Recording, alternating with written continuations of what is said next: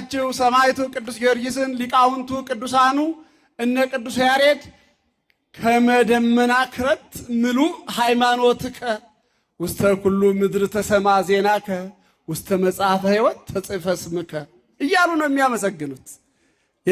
የክረምቱን ደመና አይታችሁታል። እንደ በጋ ደመና የተቆራረጠ አይደለም፣ የተከፋፈለ አይደለም፣ ግጥም ብሎ ነው ሰማዩ ላይ የሚታየው። ያንተም እኮ ሃይማኖት በእግዚአብሔር ዘንድ እንዲህ እንደ ደመና ክረምት ምሉእ ነው። ቅዱስ ያሬድ በመንፈስ ቅዱስ ተቃኝቶ ዜናህም የእምነትህም ዜና የተጋድሎህም ጽናት በዓለም ሁሉ የተሰማ ዓለም ሁሉ የሚያውቀው ነው። ዓለም የተረዳው ነው።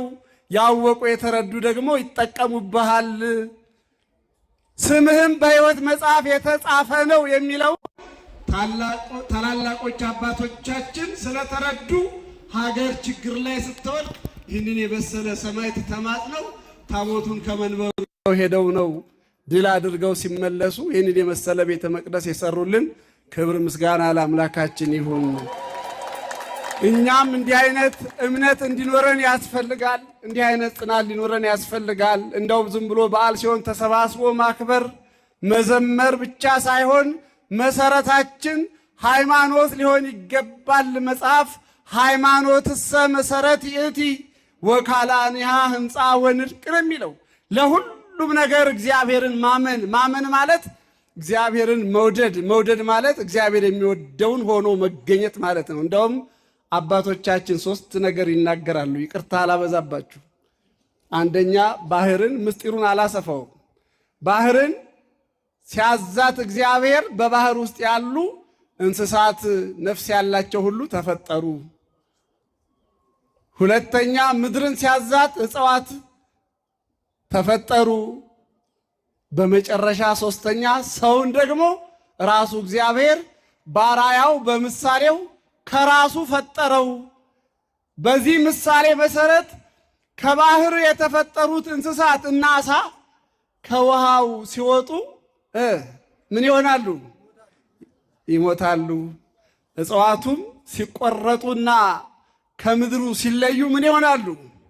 ይደርቃሉ። ሰውም እግዚአብሔር ንግበር ሰብአ በአርአያነ ወበአምሳሊነ ብሎ በእጁ አሳምሮ ፈጥሮ እስትንፋሱን እፍ ብሎበት የራሱ አድርጎ ፈጥሮት ከራሱ ከእግዚአብሔር ሲለይ ምን ይሆናል? ይደርቃል፣ ይሞታል። ግን ይላሉ አባቶቻችን ዓሣም ከውሃ እንደወጣ አይሞትም፣ ዛፍም እንደተቆረጠ አይደርቅም። ጊዜ ያለው ንስሐ ብንሳሳት እንኳን ብንጠፋ እንኳን የምንመለስበት ንስሐ አለ። ልክ ዓሣ ከውሃ ከወጣ እንደሚሞት ዛፍም እጽዋትም ሲቆረጡ እንደሚደርቁ የሰው ልጅም ከእግዚአብሔር ከተለየ ከንቱ ነው። ዛሬ እኮ ምድሪቱ የተጨነቀችው ለዚህ ነው። ከእግዚአብሔር ተለይተን ነው ሰላም ያጣነው፣ ፍቅር ያጣነው። እግዚአብሔር በፈጠረው ሰማይና ምድር ውስጥ ቆመን የኛ ባልሆነ ነገር ይሄ የኔ ነው፣ ይሄ አንተ አይደለም እያልን አይደለም። ሌላው ቁሱ እኔና እናንተ የማንን እግዚአብሔር በፈቀደ ሰዓት የሚወስደን የእግዚአብሔር የእጁ ስራዎች አይደለም። ግን ታዲያ ይሄንን ሰው አልረዳለና ያውም ደግሞ ሰብእሰ ከንቱ ይመስል ነው። ሰው እኮ ከንቱ ነገርን ነው የሚመስለው። ወመዋዕሊሁኒ ከመ ጽላሎት ያልፍ፣ ዘመኑም እንደ ጥላ ያልፋል ይላል። ዛሬ ታይቶ ነገ የሚታያል። ድሮስ አባቶቻችን 900 ዓመት 500 ዓመት እየኖሩ በፍቅር ኖሩ።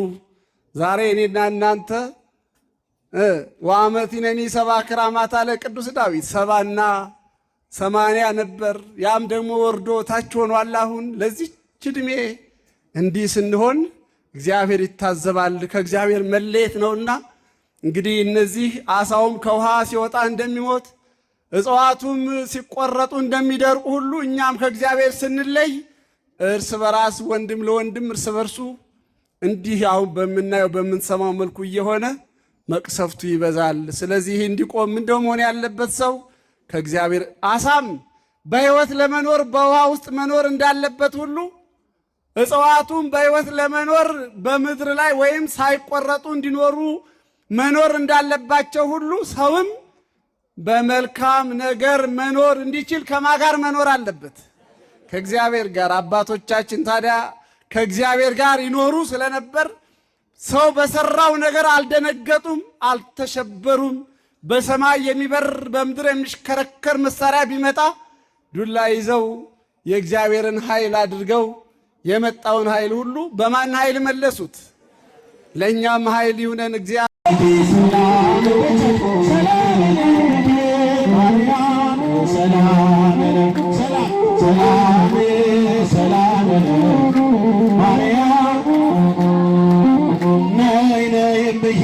ማርያም ለኔ ቤዛቤት አለን በቻችሁ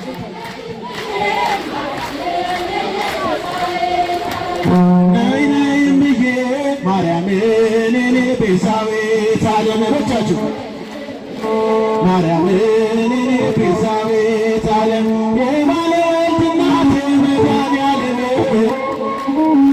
ማርያም ለኔ ቤዛቤት አለን ነይ ነይ እምዬ ማርያም ለኔ ቤዛቤት አለን በቻችሁ ማርያም ለኔ ቤዛቤት አለን የባለቤት እናት መድኃኒዓለም ማርያም ለኔ ቤዛቤት አለን ሳሊ ለኔ ቅድስት ይልሻል ተማሪ በቻችሁ ሳሊ ለኔ ቅድስት ይልሻል ተማሪ አንቺ አይደለሽም የዓይነ ስውር መሪ